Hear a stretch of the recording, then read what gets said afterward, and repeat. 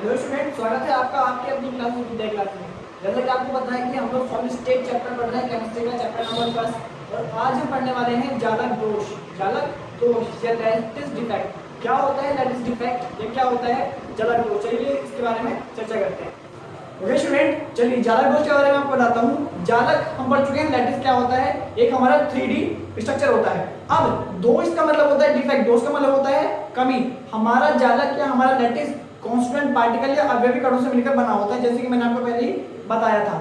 अब ये constant particle या ये अवयवी कण अगर उस लैटिस में से हट जाएं, उस लैटिस में से हट जाएं या उस लैटिस में से कम हो जाएं, तो इस प्रकार के डिफेक्ट को या इस प्रकार के दोष को आप क्या कहोगे, जालक दोष या लैटिस डिफेक्ट कहोगे।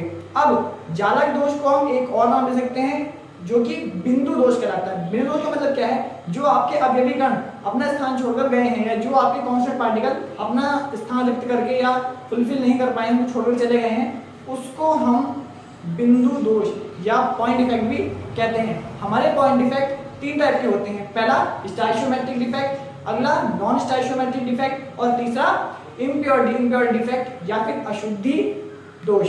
यस, आई होप ये तीनों बात आपको समझ में आ गई होगी। आज हम बात करने वाले हैं केवल स्टाइशियोमेट्रिक दोष या स्टाइशियोमेट्रिक डिफेक्ट के बारे में। जैसे कि आप बोर्ड पर देख पा रहे होंगे, स्टाइशियोमेट्रिक डिफेक्ट आपके 4 टाइप के होते हैं। कौन कौन से होते हैं? पहला है आपका रिक्तिका, वैकेंसी, दूसरा है अंतरावकाशी, इंटरस्टिशियल, शॉर्ट की और फ्रैंकेल।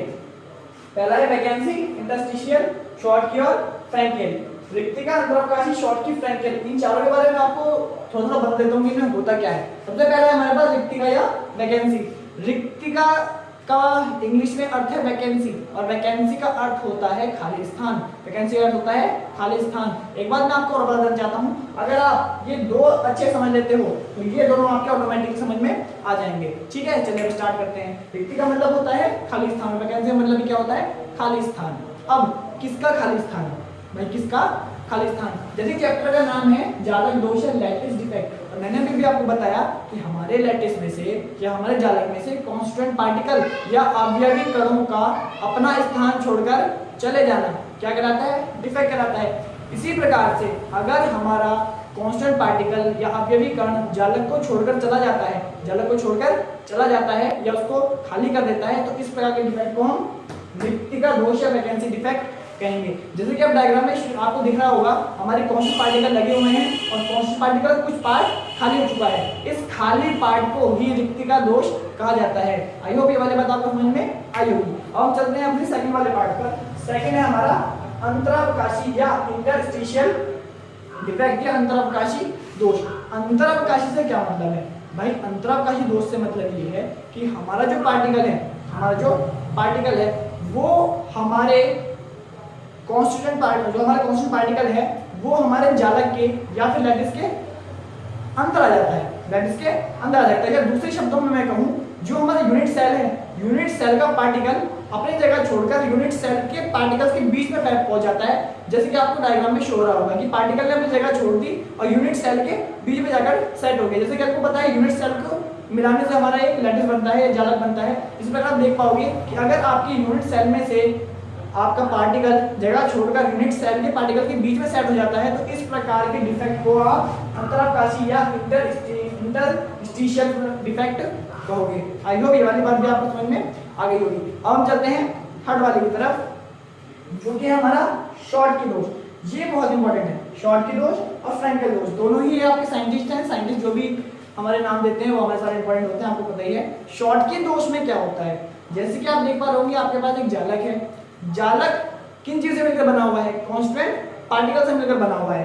अब कांस्टेंट पार्टिकल कौन कौन से होते हैं? परमाणु, अणु या आयन, एटम, मॉलिक्यूल्स या फिर आयंस। अगर हम यहाँ पर आयंस को ले लें, किसको ले लें?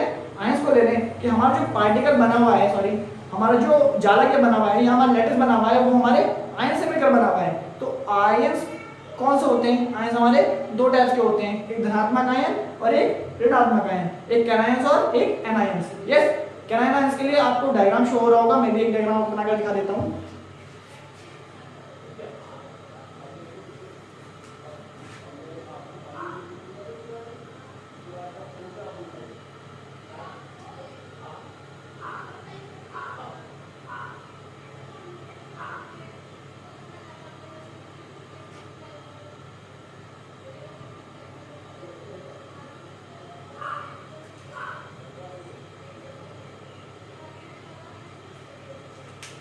स्टूडेंट जैसे कि आप देख पा रहे होंगे शॉर्ट की इसके मतलब आपको ये बात समझना होगा।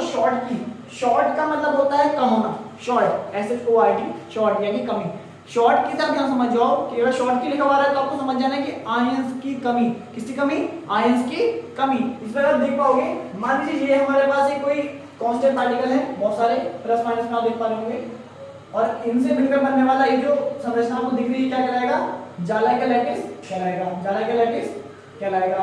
अब अगर मैं आपसे ये कहूं कि भाई इनमें से क्या हो जाना है? डिफेक्ट हो जाना है। डिफेक्ट का मतलब आयंस चले जाएंगे, जैसे मैंने स्टार्टिंग में आपको बताया।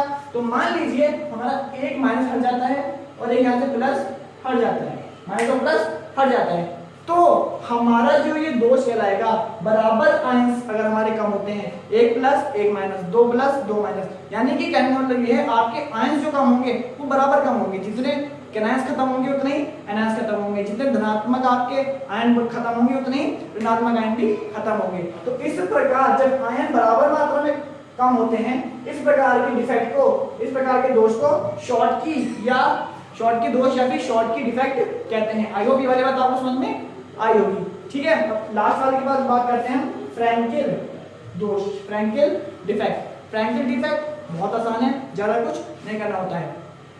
इस दोष में क्या होता है कि भाई जैसे आप यहाँ देख पा रहे हो, इसमें तो बराबर मात्रा में आपके आयंस गए थे।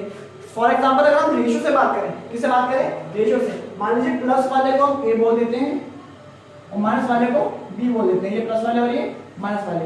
अब मैं आपसे बात करूं यहाँ पे कितने आयंस हैं? 1 2 3 4 5 6 7 8 9 10 11 12। अब 12 में से हमारे पास ओवरऑल कितने थे? 12 थे, है ना? 12 थे।